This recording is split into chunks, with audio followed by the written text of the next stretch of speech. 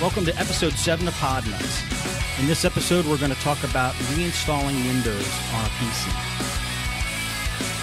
We're joined again with Mike Petro from Petro Computer Solutions, and we're happy to have him here.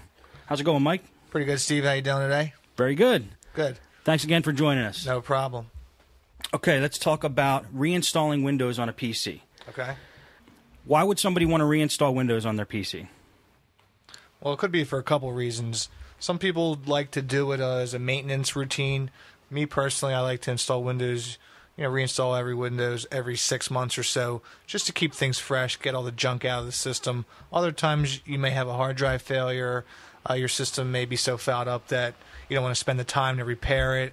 And a lot of times, depending on what you have that's in your system and how easy it is to reinstall Windows, it might be a worthwhile idea just to do so. You have to kind of survey what you need to do, what you're going to lose if you reinstall versus repairing the problem. Me personally, I keep my computer very simple. I keep all my data on a separate drive. So when I reinstall Windows, it's not a huge deal. It's just a matter of reinstalling the Windows, getting the drivers back up and running, and installing a few programs. Now, if you have years of programs invested in your computer, programs that you don't even have the disks for anymore, you're going to run into a little bit more complicated issue when you reinstall Windows. But sometimes it's an absolute necessity that you do it. Like I said, your hard drive could be crashed.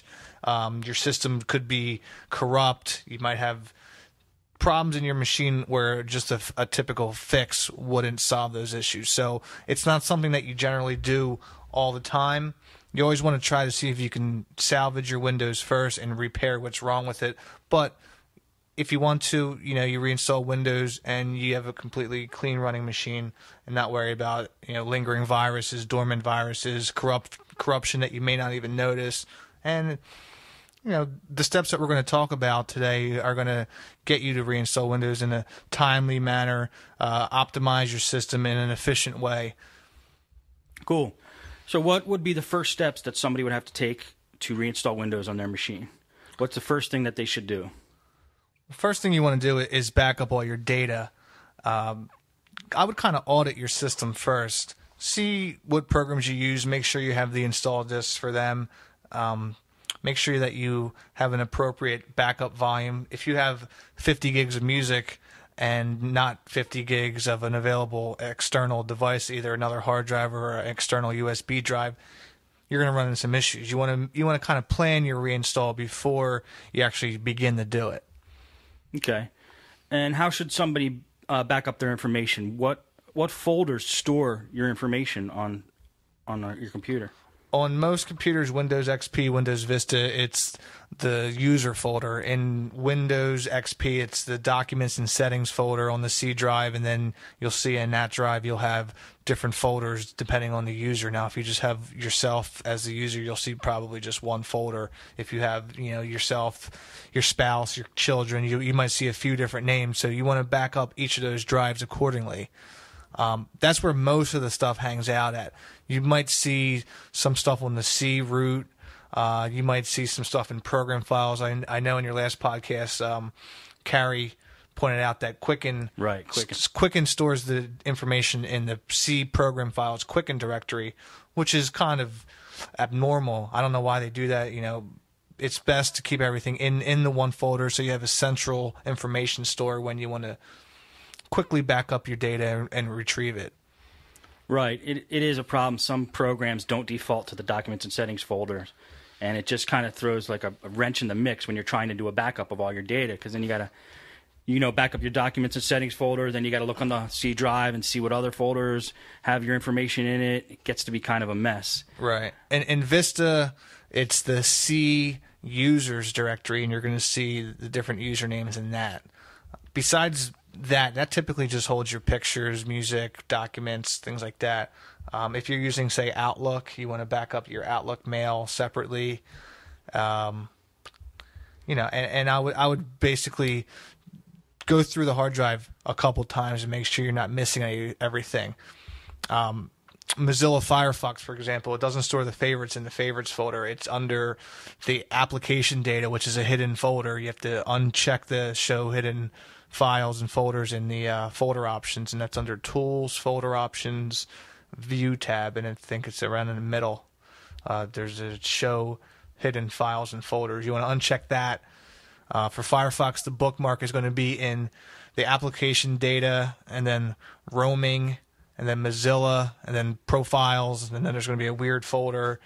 It's usually just a bunch of numbers and letters, and then you'll see a bookmarks.htm file in there. So you want to back that up. You can also use the bookmark manager built into Firefox and do an export. Right. But let's say you have a corrupt hard drive and you're putting in another computer. You obviously don't have that option to go right into Firefox, so that's where that file is located.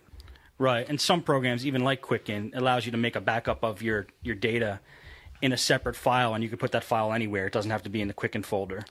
Right. When I'm doing a customer's computer, and sometimes I get paranoid. I want to make sure that I'm not deleting something I don't know about. So I'll actually do 2 backups. I'll do a backup of all the stuff that's obvious, and then just do a backup of the whole drive on a separate folder on my external. That way, if the customer down the road says, "Oh, Mike, we're missing this file," I have that available. I have a copy of their whole hard drive available where I can just easily pull a file out. And if I don't hear from them for a couple months, then I get rid of it. Right.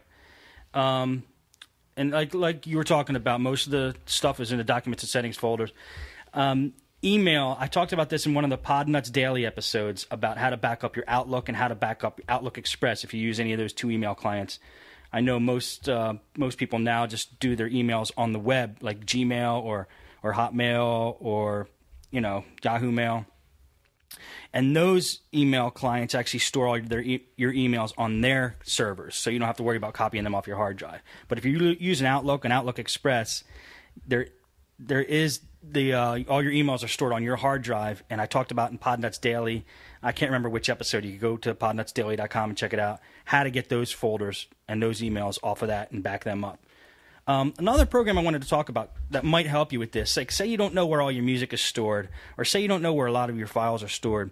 There's a neat little program called Spacemonger. If you just do a Google search for Spacemonger, and look for version 1.4, because that's the free version. I know they have some newer versions, but they're paid versions. And I always use 1.4. It works fine with me. It's a little old, but it still works great. What it does is it gives you a graphical representation of exactly what's on your hard drive in the form of colored blocks. And the bigger the block means the bigger the file or the bigger the folder. So you can just kind of take a look at your hard drive from a graphical point of view and see what's where on your hard drive and see where the big pockets of data are. So you could just give that a cursory glance and see if you're missing anything when you're doing a backup. It might be a good thing to do. Besides your user directories, it's worth a shot to take a look in the all users folder as well, and you'll see